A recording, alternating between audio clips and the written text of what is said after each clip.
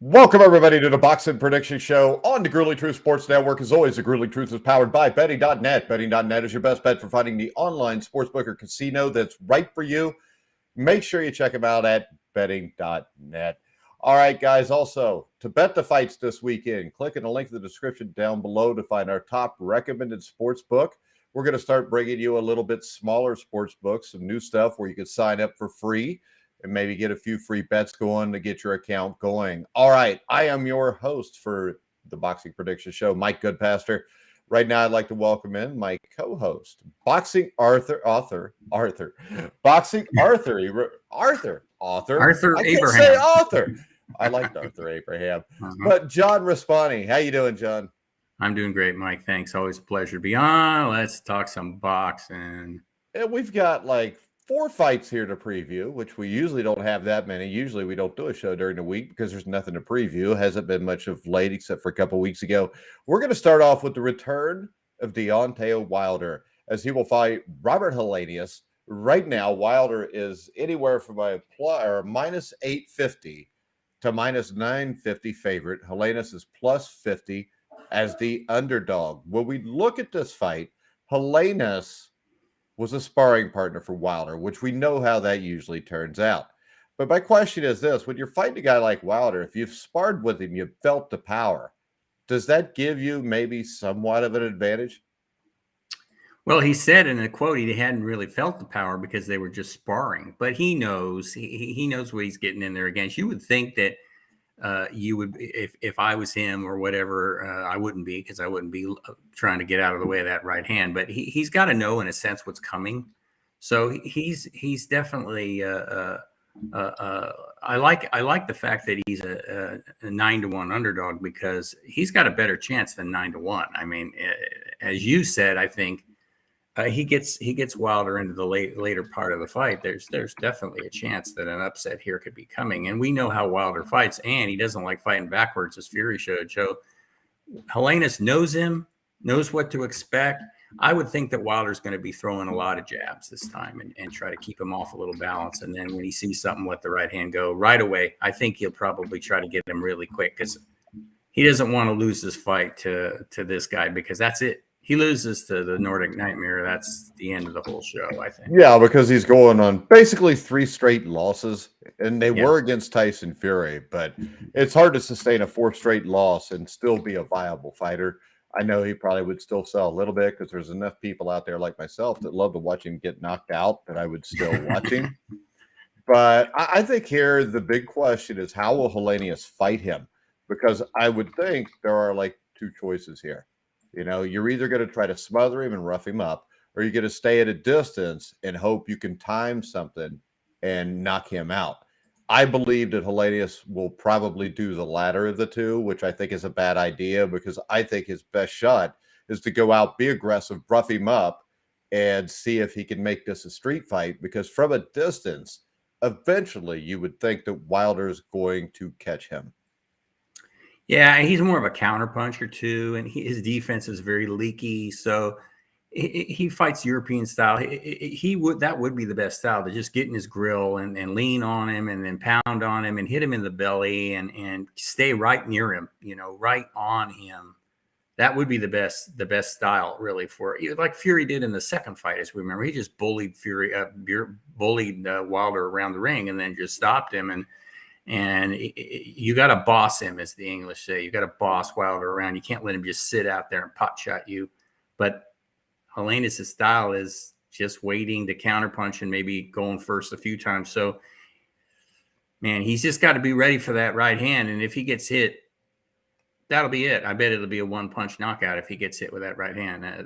If, as we talked about, and I'm going to say it first, if everything is totally on the level. There is, I hate to say that because I love boxing, but we do know the dark side of boxing. There have been things that are a little shady, but it just makes me wonder sometimes about bringing in your old sparring partner who's won 2 in a row, and maybe adding a few bonus green stuff, adding some added green stuff to the pot to say, look, put up a little bit of a fight, but the minute he hits you good, just go down and stay down. I mean, it sounds like a movie, but let's be real. These things happen sometimes, and there's a lot of money still tied up in Wilder, especially if he goes to, say, across the pond to fight Joshua. I mean, that's the fight we all want to see, right? So who knows? I hope it's not true, but it's got to be said. It's the fight we used to all want to see. I mean, it would still be interesting, but nothing like it could have been. They should have made that fight when they had a chance to make that fight. So that would be my issue there. They had their chances. And Helenius a few years ago was a pretty good prospect, but of course he got knocked out by Gerald Washington. If you're getting knocked out by Gerald Washington, what are the shots against Wilder? He is coming off 3 straight wins. He beat Adam Konaski twice in a row, which right now, the longer we get away from those 2 fights, the more we find out that maybe that wasn't that big of a deal. Yeah, especially in the first one, you could see actually his confidence growing and Adam losing confidence. It helps him up here if we're on the level. I mean, he comes in thinking, look, I've won 2 in a row.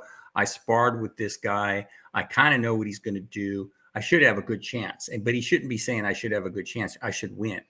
It depends on the mindset. I mean, Andre Ward used to tell me, look, it's 90% mental and 10% physical. So I would think that's a good way for Helenius to think, look, I'm just not going in there to have a chance. I can beat this guy. I know what's coming. I can do this. Wilder, on the other hand, Wilder's thinking, oh, I got this guy's number 2. He's thinking the same thing. I sparred with this guy, but he's coming off 2 losses, like 3 really technically, right? And the last one was brutal.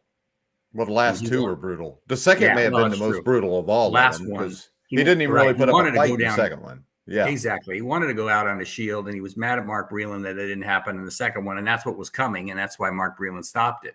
Third time, he did go out on the Shield. Very gutsy performance by both fighters. But he sounds okay. He sounds like he's back, thinking that he's pretty hot. Yeah, but I think that's why maybe you take a shot at betting on Helenius, just because we don't know what the effects of those 3 fights were. And he's 37, 38 years old. They both are. But those, especially the last 2 fights, he took beatings. And we don't know the effect that'll have on him. It's been well over a year since he's fought. So we don't know where his head is. And even if his head's in the right place, he's 38 years old. And I mean, even as a heavyweight, with the wars he's been in recently in the last 3 years, I think there's a lot of questions there. Now, I do have a way to bet this, because I think that unless you're going to bet Helenius, there's no reason to bet Wilder at minus 850. Yeah. But the one thing I did find, you could bet Wilder to knock him out somewhere between the first and the end of the 3rd round, and you get 2-1 odds. That's what I would do, because I think the way this fight goes is Helenius comes out. I think he'll land a couple punches early, get everybody excited, and then Wilder's going to tag him. I don't think he necessarily goes out with 1 punch unless the proverbial fix is in.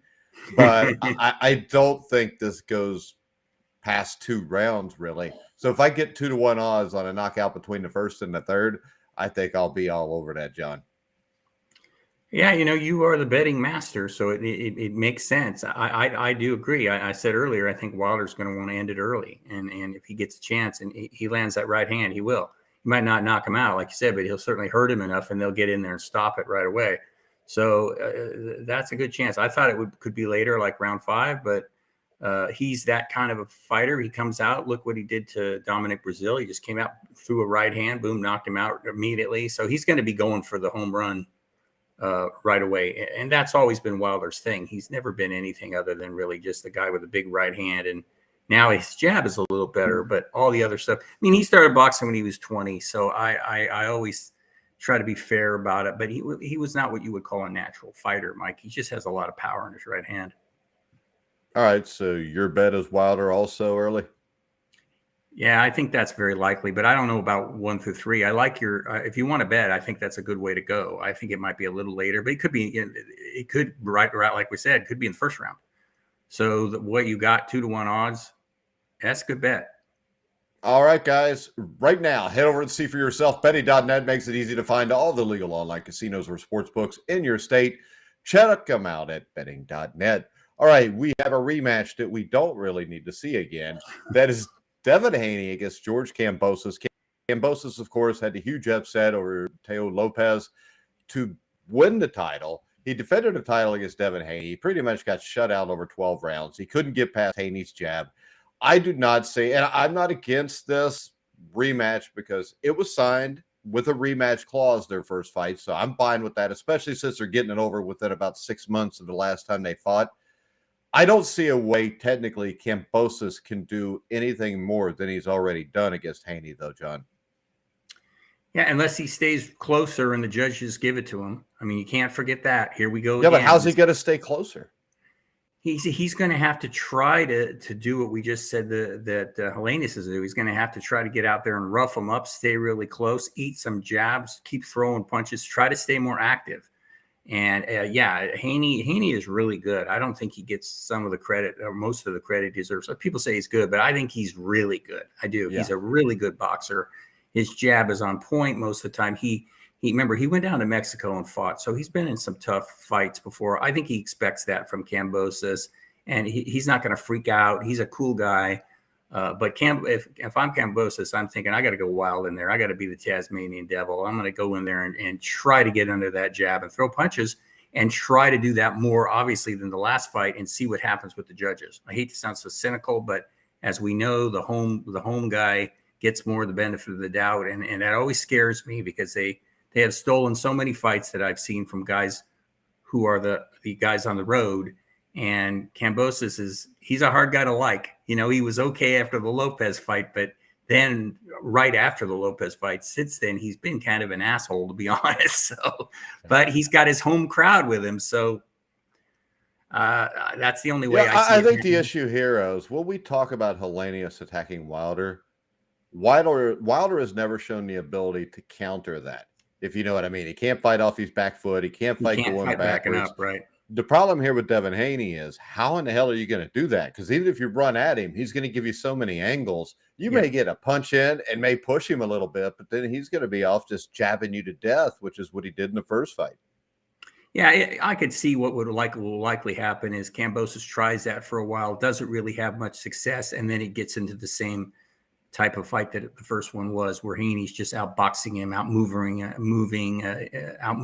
him, moving around, jabbing him silly, hitting him with right hands. Kambosos is getting more and more frustrated. This is the rematch nobody wanted in a sense, except Kambosos, and you got to give it to Haney. He goes there again to fight him again. Well, he has to. It's in the contract, but he wants Lomachenko after this, which would certainly be a very interesting fight. So just as long as it's on the level, and even if it's the judges see it a little closer than I do, just as long as the right guy wins, that's all I'm asking for. Yeah, and when you look at the odds here, the odds right here are similar to Wilder and Helenius, but Wilder and Helenius, I think there's a lot better chance of the upset. But right now, Devin Haney is minus 950. George Kambosos is plus 550. If you go method of victory, do you think there's any way Haney could knock him out? Because, I mean, to me, that's the only way you get decent odds on a Haney win, because Haney by decision is minus 240. Haney by KO or TKO is 350. He's not a big puncher, and neither is Kambosos. See, that's the thing, too. And it looks like a 12-round fight, obviously. I've seen Haney knock a few guys out. I don't think Kambosos, I've never seen him get buzzed. Yeah, Lopez hit him with some shots. That's true. Lopez buzzed him a little bit. That's right. But Lopez obviously punches a hell of a lot harder than Haney.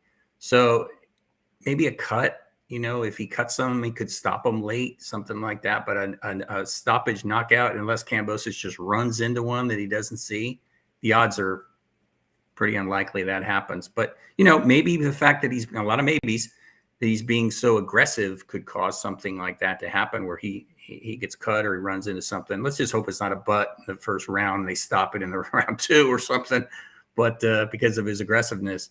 But hell, we'd get a third fight then. Oh, no, please, no. So we'll see. I mean, I doubt that the stoppage is, if it does come in, I think it would be later in the fight. All right. The fight we got that is closest to an even money fight is Clarissa Shields against Savannah Marshall, which is, you've got the first all-women's card over in the UK. Also, Alicia Baumgardner, Michaela Mayer will fight before that.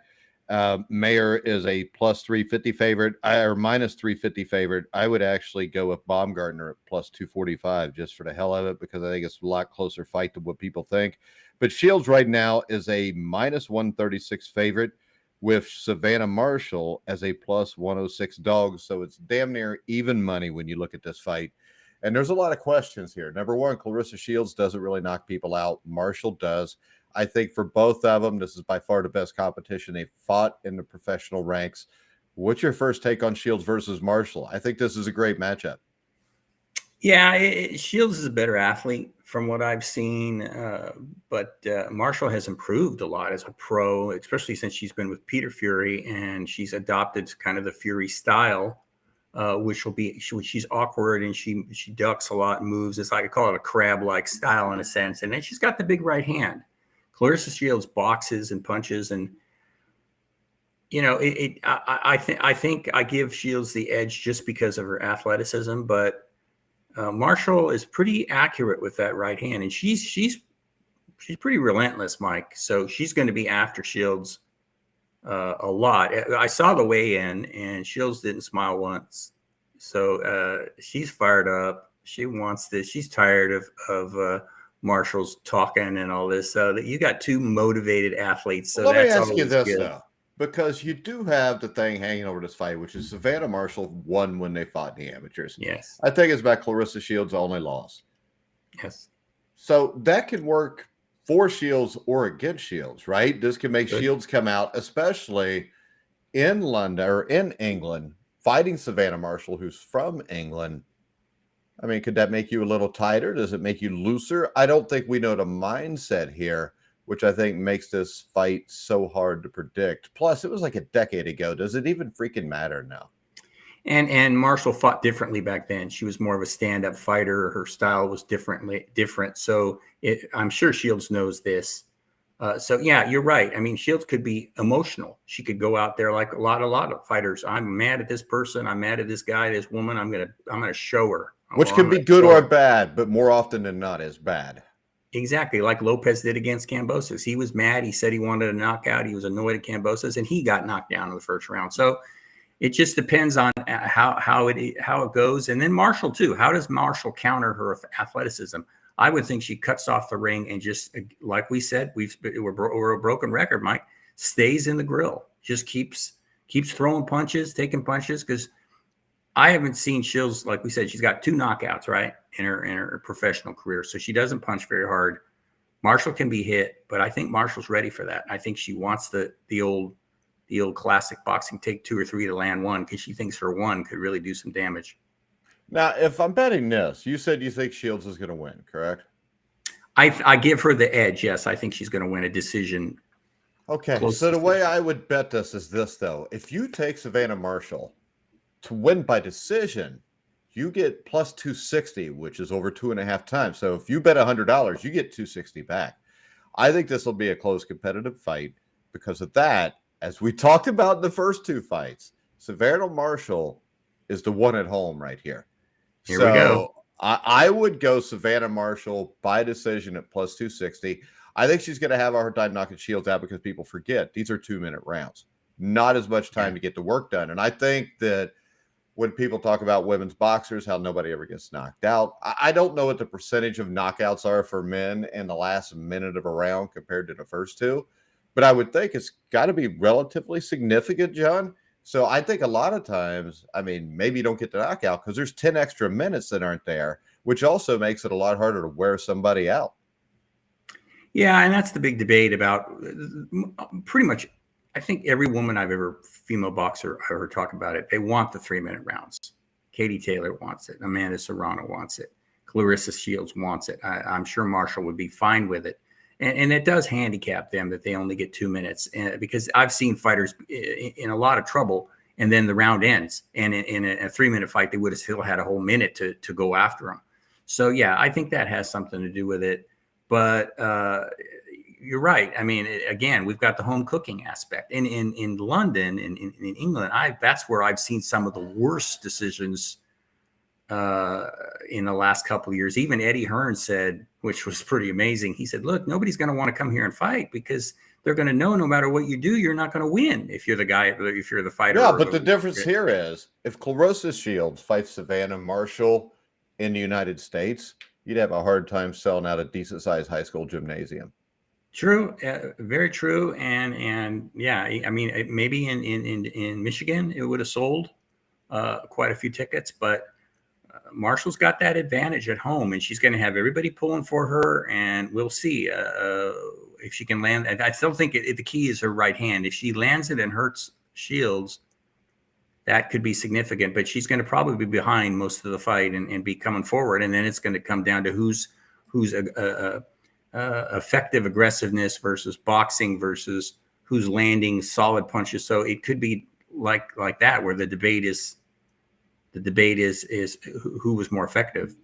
All right, Hawker Mustang on YouTube made a comment that 3-minute rounds for women will be more boring. Now, I would agree, but in the case of Taylor Serrano or Shields Marshall, I would like to see the 3-minute rounds, because I can tell you the truth.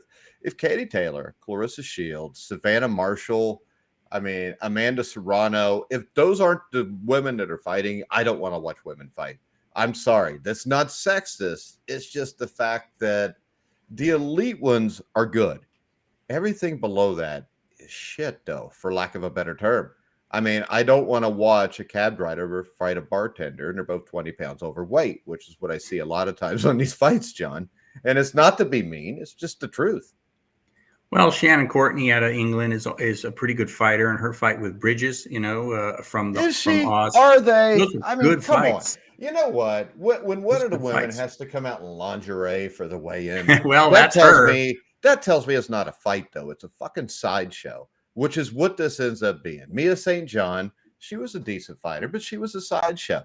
I mean, don't come out in lingerie. I like women, but I mean, if you're going to get in a fight, the day before the fight, when you weigh in, you shouldn't be coming out in a bra and underwear with your boobs hanging out if you actually want to get in a fight. So what that tells me is Shannon Courtney, Ebony Bridges, they sell what they look like.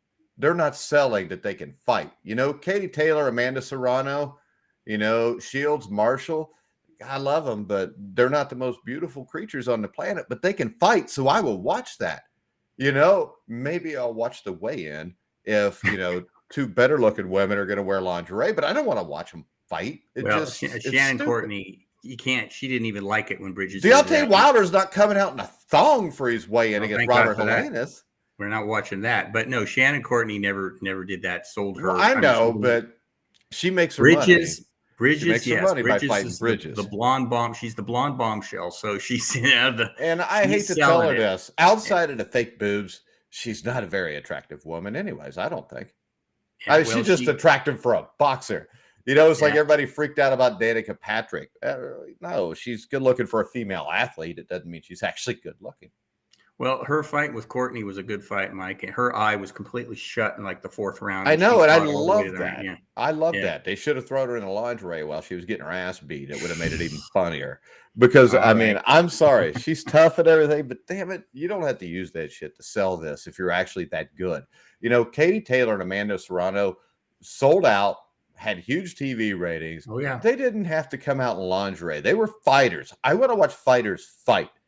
I don't want to watch a woman. And see, that's the unfortunate thing about Bridges is I actually think she's not bad. She's not in that class, but she's not a bad fighter. But she's made the decision that this gets her more attention and more money, and it definitely is. So whatever, it's America. But as being taken seriously as a fighter, it hampers.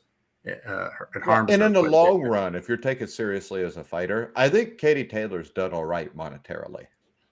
She has done extremely well. She hooked up at her and gold medalist and all those kind of things. So, she's fighting. She's fighting soon. So she's done great. She's my favorite fighter to watch. I like to watch her. I like to watch Amanda Serrano.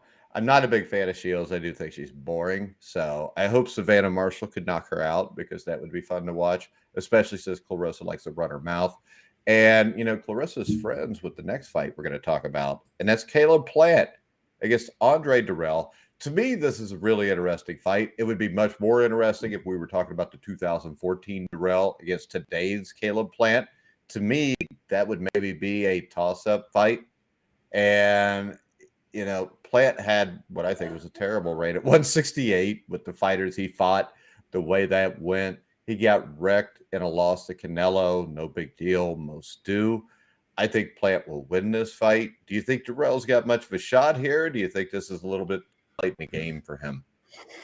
He's 37. Here we go again. And he's been in some tough fights the last years. And Plant will just outbox him. That's what I see. It'll probably be where Darrell really comes out hard, and Plant just outboxes him the first 4 or 5 rounds and gets off to a big lead. And then Darrell tries to come back. And Plant has showed that he gets a little tired later in fights. So that might be his shot. Darrell's a tough guy, though, and he got a lot of pride. So he'll put it all on the line against Plant, who apparently, at least he's saying, unless they're trying to build up the fight more, I don't like that guy. I don't like Plant at all. Well, okay, fine, whatever. We'll see what he can do in the ring. But Plant should win. He's a better boxer. He's younger. He hasn't been in many fights. Canelo fight, he didn't get killed in that fight. He was hanging in. He wasn't winning, but so that's he won a few rounds. He won 3 or 4 rounds, maybe. He did. Yeah.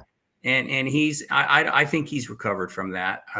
So I expect him to bounce back very successfully tomorrow night. Now, the odds on this fight, Caleb Plant is a minus 1450 favorite.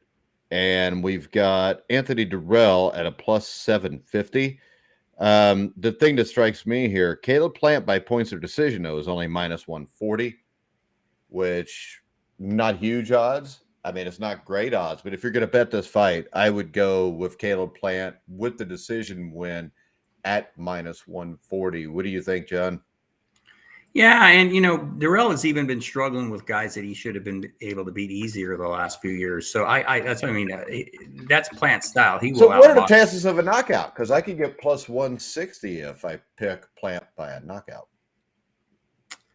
Darrell he's got a good chin. I think if anything, if he might be able to pull the massive upset and hurt Plant, but his chin is cement.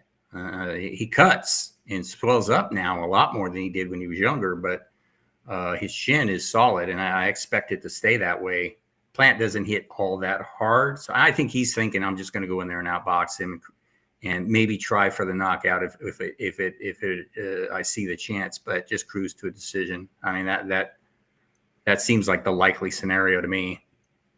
All right, so now let's look at something that's going to be coming up, which is probably the least needed trilogy fight of all time, which is Tyson Fury, Derek Chisora. I don't think there's been a less needed one since 1989 when Sugar Ray Leonard fought Roberto Duran. This is senseless, but I will say this. Fury also says he's going to fight Chisora, then Usyk, then Joyce. If he does that, I'll let him have the Chisora fight. He says that today or yesterday. I don't know about that guy. He's all over. By tomorrow, he'll be fighting Gerald Washington, followed by Robert Helenius, and then followed by Mike Goodpaster. That's hey, dude. If I get $1 million, I'm down with it. I know. I haven't got a labral tear. I can't even reach up. I would just have to punch him in the kneecap. You got to get past Manuel Char before you can fight. I think you can. Yeah, I could take him. Even with a bad shoulder, we could take Manuel Char. Yeah. Fury is he's all over the place, and he retires, he unretires, he retires, he unretires, he retires, he unretires. But don't you think that's just because this big dipshit loves attention? Yes. Yeah, so, he does. Yeah. He knows that when he says he's retiring, it's a big deal. He knows when he unretires, it's a big deal. He knows exactly what he's doing. He's been but he should realize from the last few times, the more he does it, the less of a big deal it's becoming. Yeah, well, I think he just thinks I'll just keep on doing it because to even a smaller degree, it's still working. The fight with Chisora, the last time they fought, I mean, he just mopped the floor with him, and this is a big payday for Chisora, which is good, but and they're acting like there's some kind of a feud. I think that's a makeup feud too. I think to get it right. I mean, it's just unless suddenly Chisora's mad at Fury. They were best buds, and now they're not. So I expect craziness at the press conference and all those kind of things. And I like the Usyk fight, and I like the Joyce fight. So yeah, if he does that, that would be interesting.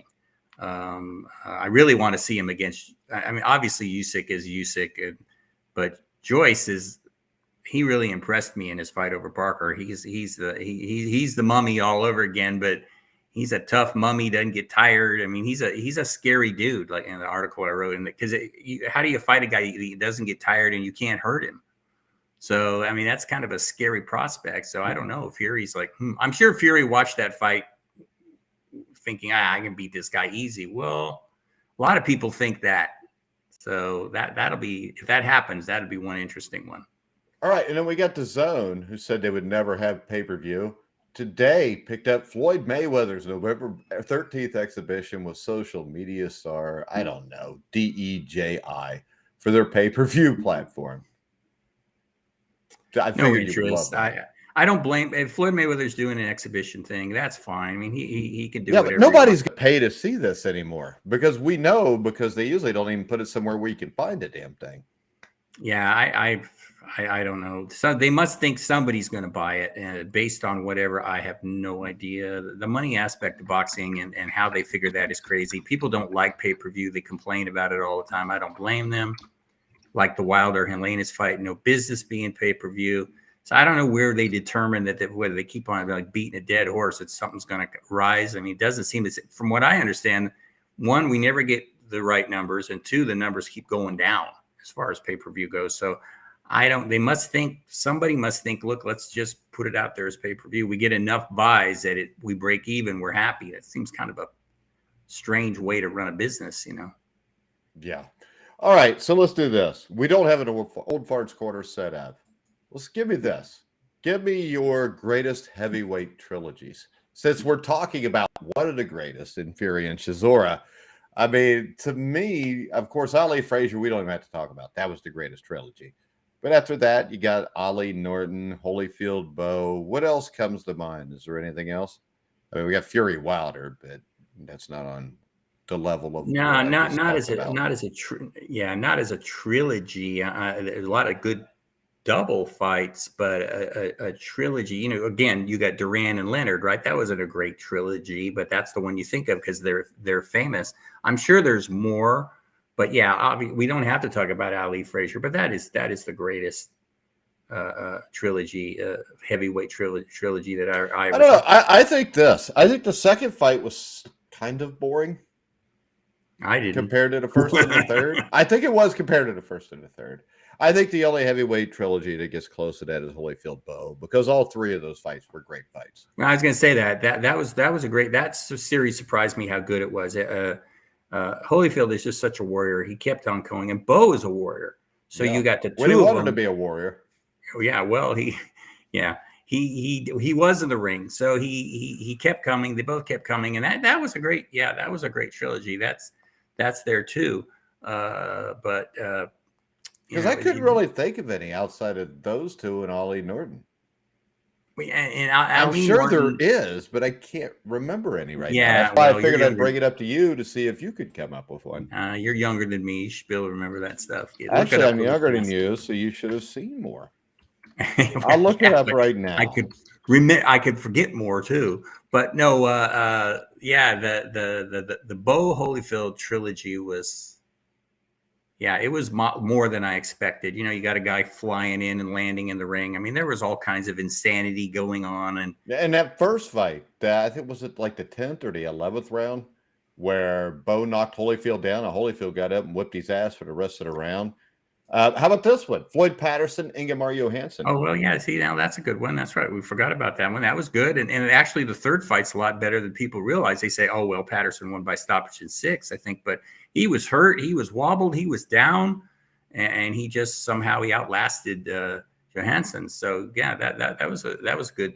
That was a good trilogy. Not great fights, but certainly interesting all the way. And trying to think, Joe Frazier only fought George Foreman twice.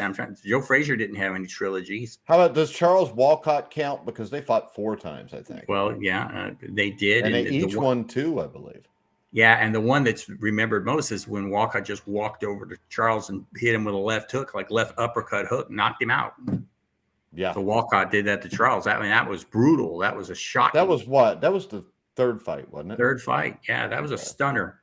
That was a stunner. Nobody expected that. And I'm trying to think, Joe Louis, he fought Walcott twice, as we know, and I think he had and Billy Conn twice and Max Schmeling twice. I don't think he fought any trilogy. He didn't have any trilogies, yeah. So Marciano did not. Marciano only had like 1 or 2 rematches. You had La Yeah, and Starza. I think La Starza. You had La Starza, Walcott, you got and Walcott. Charles. There Yeah, we go. We got Frank made a comment.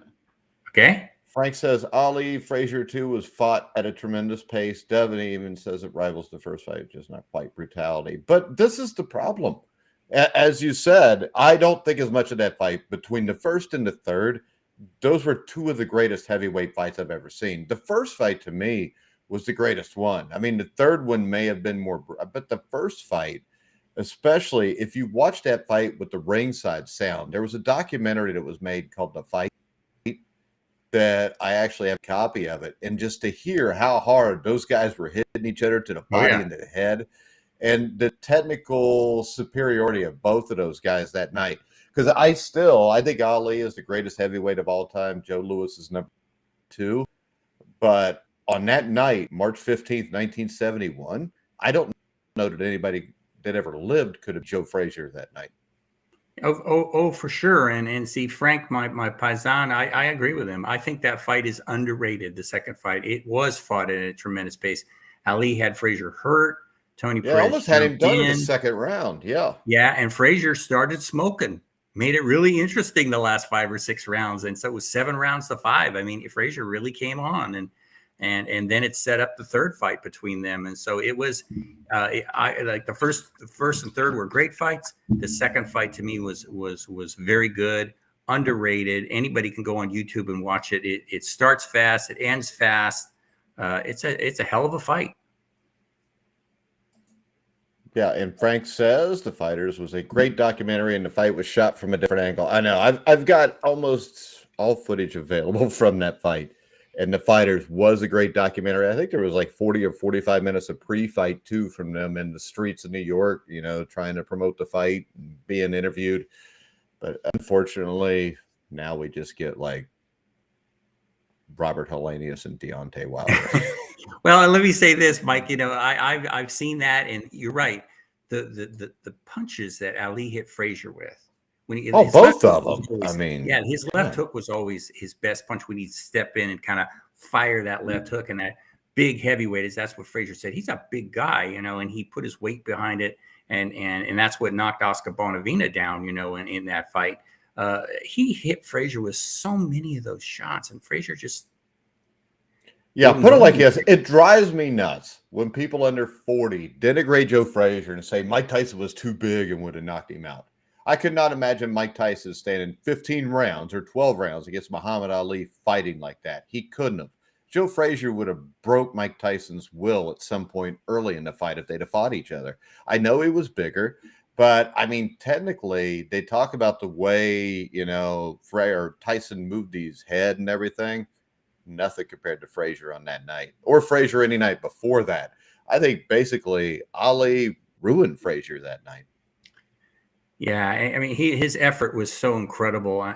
I was obviously an Ali kid, as we know, and I had so much respect for Joe Frazier. The scary thing was, Mike, you were younger, but you've heard this, but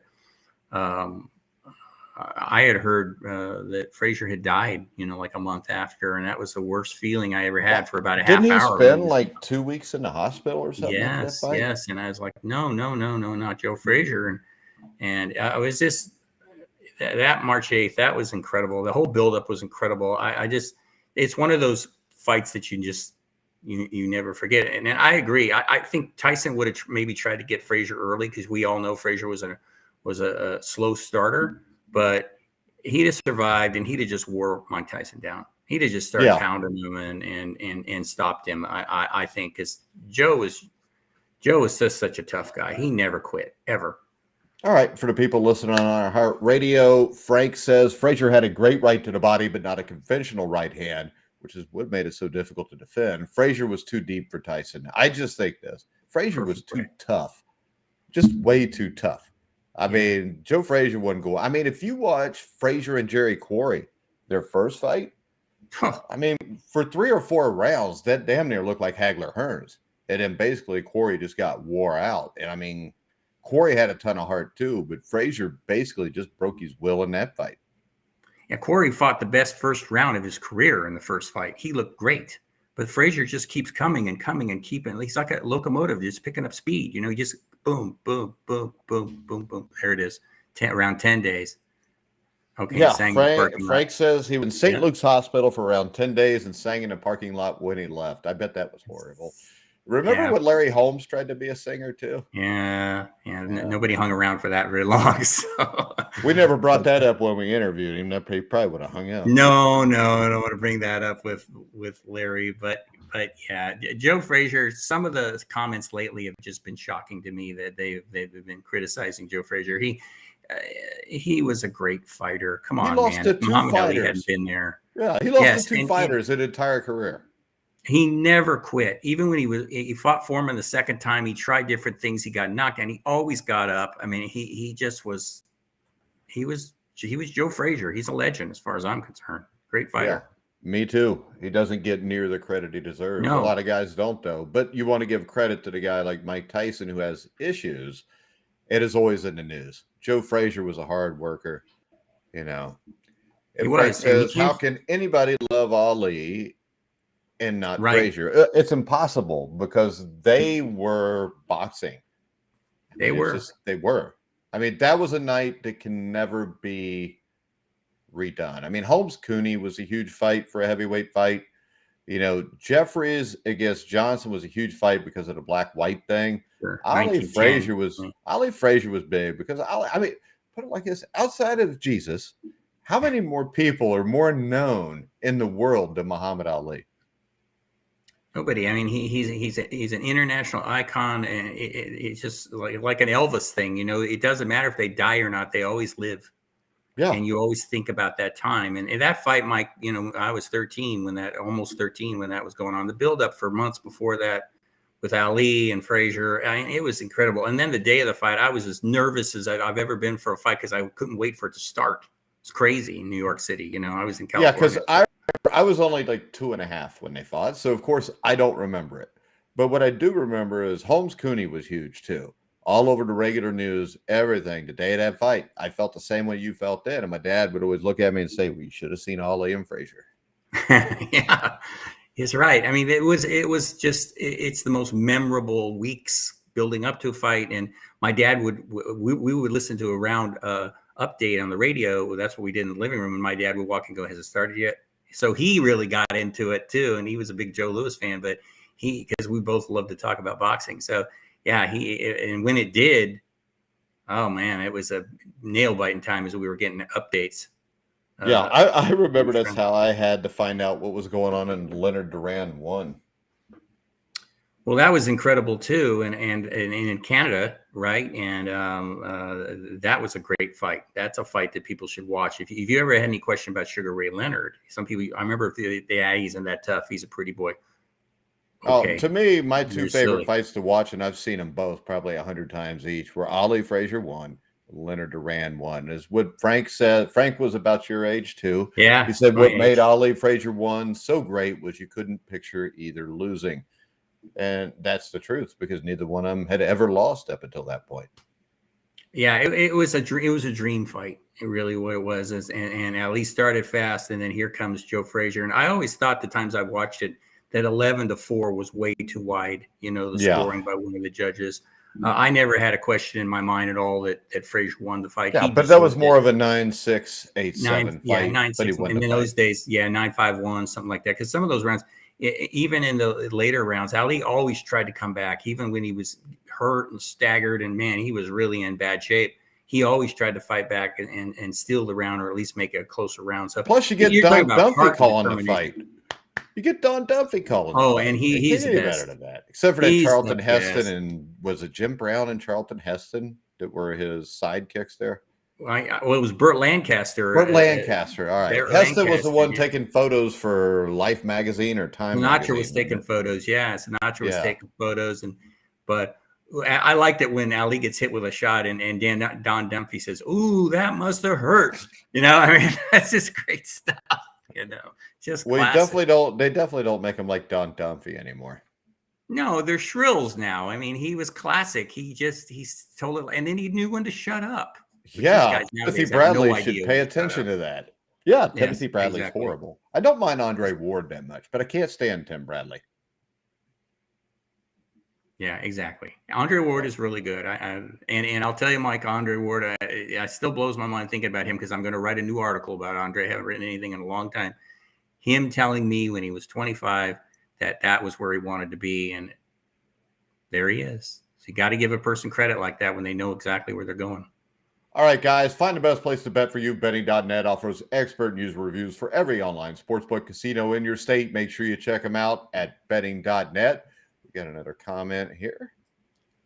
Frank says he had it 9-6. 9-6.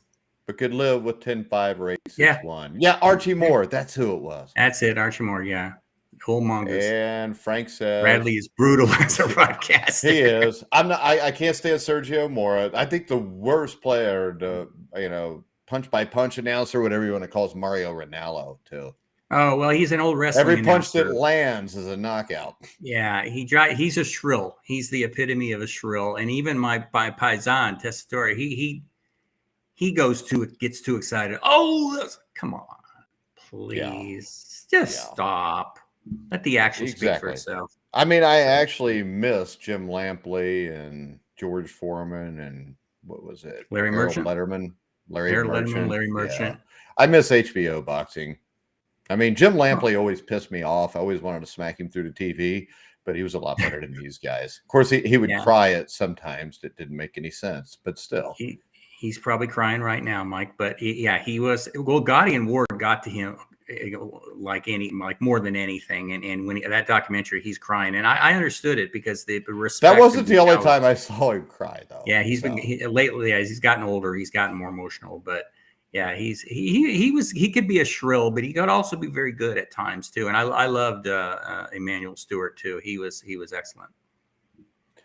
Okay, Frank, agree. John. Agreed, John. Over the top. I actually like Malignaggi. Yeah. I'm all right with Malignaggi. That's why Malignaggi is good. Abner Mares, not nearly as good as Malignaggi, but he's all right. I mean, it's nice to have a fighter's point of view, but Malignaggi, man, he saw things right away, and I miss him. He told it like it is. Malignaggi was a guy that knew what he was looking at because Malignaggi technically was really good. And he had to be because he had no power. But he won a lot of fights against a lot of good fighters with not much power. Which you got to give it to him. When he retired, showed his balls when he fought Miguel Cotto. He did. There was no quit in that guy. And again, how would you like to go in there and know your guns aren't loaded? I mean, and he did. He knew it. He couldn't punch hard. He could break an egg, the old cliche. But he was tough and he had a style. And I always liked Malignaggi. I always pulled for him to win.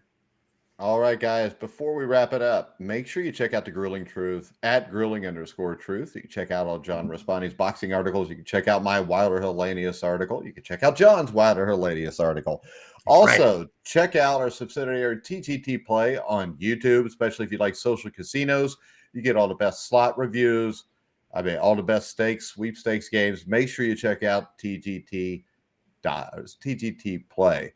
All right, John, anything you want to say before we wrap it up? It's just a great weekend for boxing. I mean, if you like boxing, we didn't talk about the Mayer fight, but she's a good fighter too. And that ought to be interesting what happens. But yeah, you know what, with all these fights, and in 2 weeks, we've got Lomachenko coming back, which is fun. But I'm looking forward to the Shields Marshall fight the most. So there you go. That's the one I'm anxious to see. I mean, the women's card in England looks better than all the men's cards put together.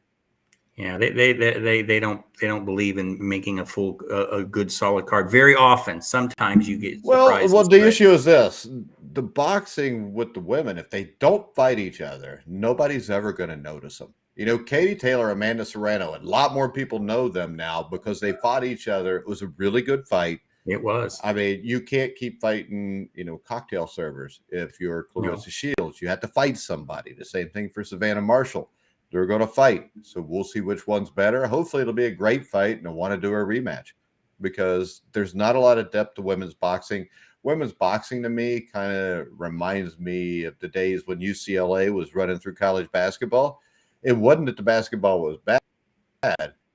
There was like 4 or 5 teams and then everybody else. And I think boxing is kind of the same way right now for women. Yeah, there isn't much depth, and you're right. It's Taylor and Serrano, them. Hannah Rankin wasn't bad, but she got beat, and it's them and Shields. They're the big three. Marshall trying to get in there. She's there in a sense, but not with them. So yeah, well, hopefully I would put Marshall with Shields. I mean, because I don't think we really know about either one of them. Because either one of them, I don't think there's much competition been fought there. Well, we'll see who's better, and that'll be a big bragging point. If Shields loses again to her, she's not going to be one happy person. So, no, it will be embarrassing for her because she runs her damn mouth so much. All right, guys, we're going to go ahead. We're going to wrap it up. We'll be back with a review show for this week, next week. But for now, for John Raspanti, and make sure you check out my book, A Few More Rounds, Intimate Warfare. All 3 great boxing books you can find on Amazon. I just got a text that Hall of Famer Bruce Sutter just died. Oh, what a reliever he was, man. 69 years old. Too young. But yeah, we say that because we're getting close to his age. So I am, not you. We'll be on here with no tea someday, and somebody 112 will die, and we'll both be like 90. And we'll both be like, that's way too young. Okay, Mike. All right, guys. Thank everybody for listening. Thank you, Frank, for the comments. But for now, we're going to wrap it up. Make sure you check us out at grueling_truth. Check out John Raspanti at Max Boxing. Make sure you go to Amazon, buy his books. But for now, for John Raspanti, I'm Mike Goodpaster. You've been watching and listening to The Grueling Truth, where the legends speak.